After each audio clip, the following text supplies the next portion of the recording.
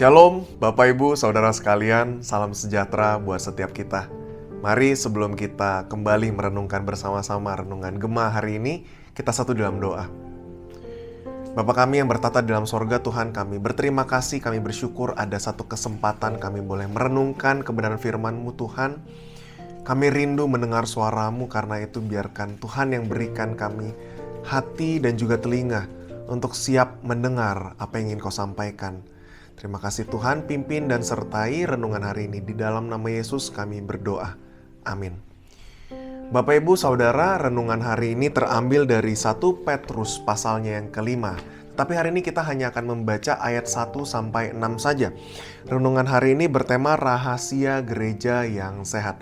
Mari kita bersama-sama membuka 1 Petrus pasal kelima, ayat 1-6. Saya akan membacakannya untuk kita semua. Demikian firman Tuhan.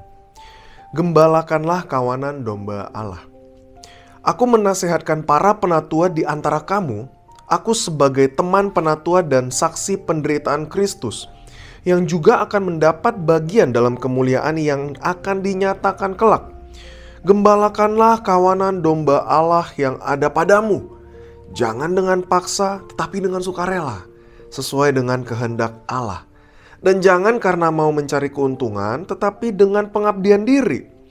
Janganlah kamu berbuat seolah-olah kamu mau memerintah atas mereka yang dipercayakan kepadamu, tetapi hendaklah kamu menjadi teladan bagi kawanan domba itu. Maka kamu, apabila Gembala Agung datang, kamu akan menerima mahkota kemuliaan yang tidak dapat layu. Demikian jugalah kamu, hai orang-orang muda, tunduklah kepada orang-orang yang tua. Dan kamu semua, rendahkanlah dirimu seorang terhadap yang lain. Sebab Allah menentang orang yang congkak, tetapi mengasihani orang yang rendah hati.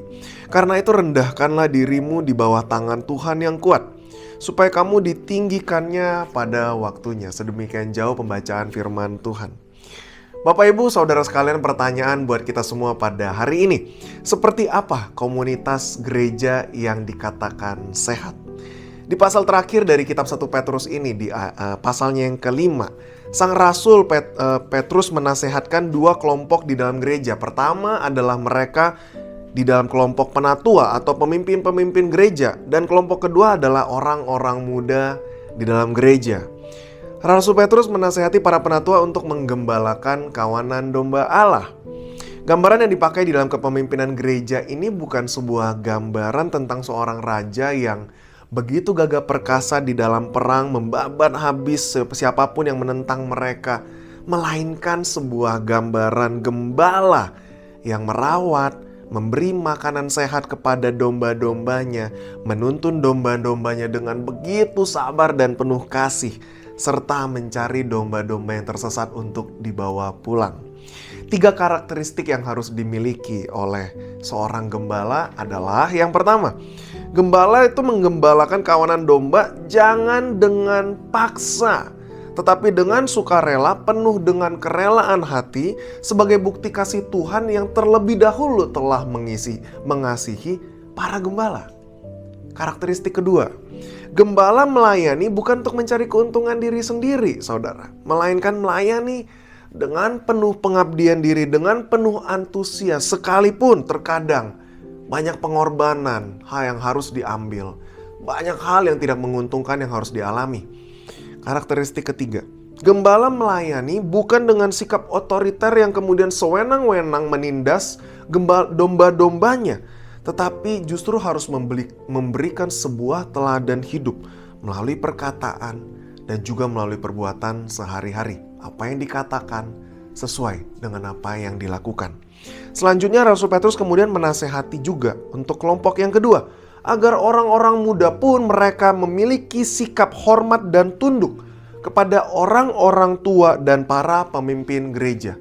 Menarik sekali kata tunduklah, be subject dalam bahasa aslinya, hypotagete, to place or rank under. Hal ini bukan sebuah ketundukan dalam artian mendengarkan apapun yang dikatakan oleh para penatua atau orang tua-tua di gereja.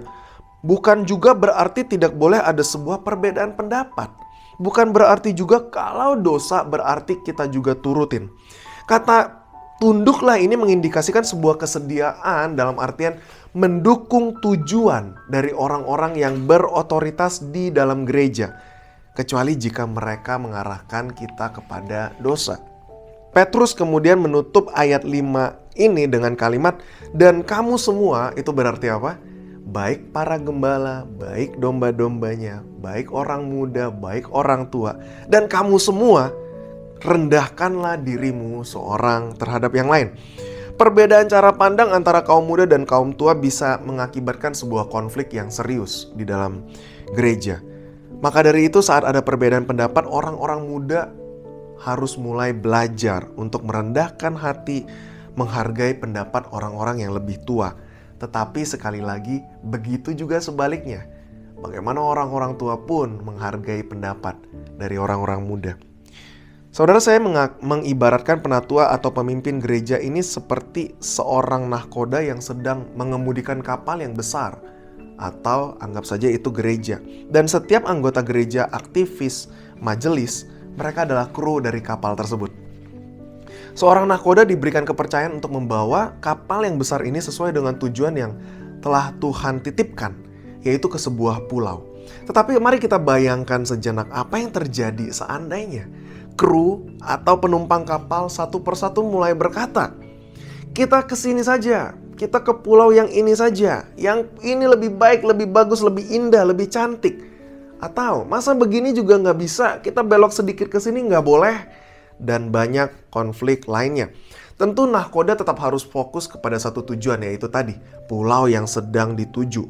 Sehingga nahkoda ini tidak bisa memenuhi kebutuhan dari semua orang yang ada di dalamnya. Maka apa yang terjadi, Bapak Ibu? Satu persatu kru itu mulai melompat keluar dari kapal. Ada juga yang mungkin yang mulai mengambil sekoci dan kemudian mulai mendayung ke tujuan masing-masing. Mereka mulai menuju ke pulau yang satu, ke pulau yang lain, dan yang lain, Bapak Ibu. Sehingga Bapak Ibu di dalam kapal tersebut mungkin ada juga yang masih bertahan, tetapi mereka mulai mogok kerja, sibuk dengan aktivitas lainnya, atau bahkan sebagian lain mulai membuat kelompok-kelompok dan mulai merencanakan penurunan nahkoda yang sedang mengendalikan kapal tersebut. Bapak Ibu Saudara, gambaran ini bukanlah sebuah gambaran sebuah gereja yang sehat. Jika kita dipercaya untuk menjadi pemimpin gereja, ingatlah panggilan kita sebagai seorang gembala. Jadilah teladan di dalam perkataan dan perbuatan kita. Jika kita adalah anggota jemaat, hormatilah para pemimpin yang telah dipercayakan di dalam gereja. Ingatlah bahwa tidak ada satupun pemimpin yang sempurna. Tidak ada gereja yang sempurna. Tidak semua kebijakan tampaknya sesuai dengan keinginan kita. Tidak semua budaya tampaknya cocok dengan gaya kita. Tidak semua kemauan kita dapat dipenuhi. Bagi seorang pelayan lebih penting bertanya, Tuhan, apa yang bisa saya berikan untuk Tuhan dan gerejanya?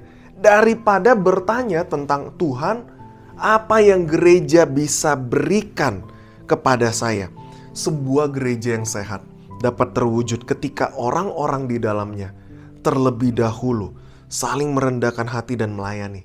Seperti yang Tuhan Yesus teladankan di dalam Matius 20 ayat 28. Sama seperti anak manusia, datang bukan untuk dilayani, melainkan untuk melayani dan untuk memberikan nyawanya menjadi tebusan bagi banyak orang.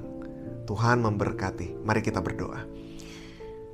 Tuhan, kami bersyukur untuk renungan singkat pada hari ini.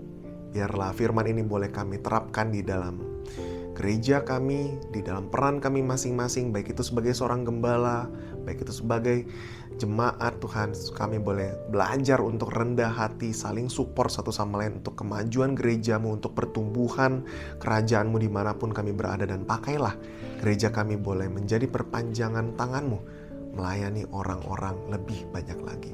Ini doa permohonan kami di dalam nama Yesus kami berdoa. Amin. Tuhan memberkati Bapak Ibu Saudara sekalian.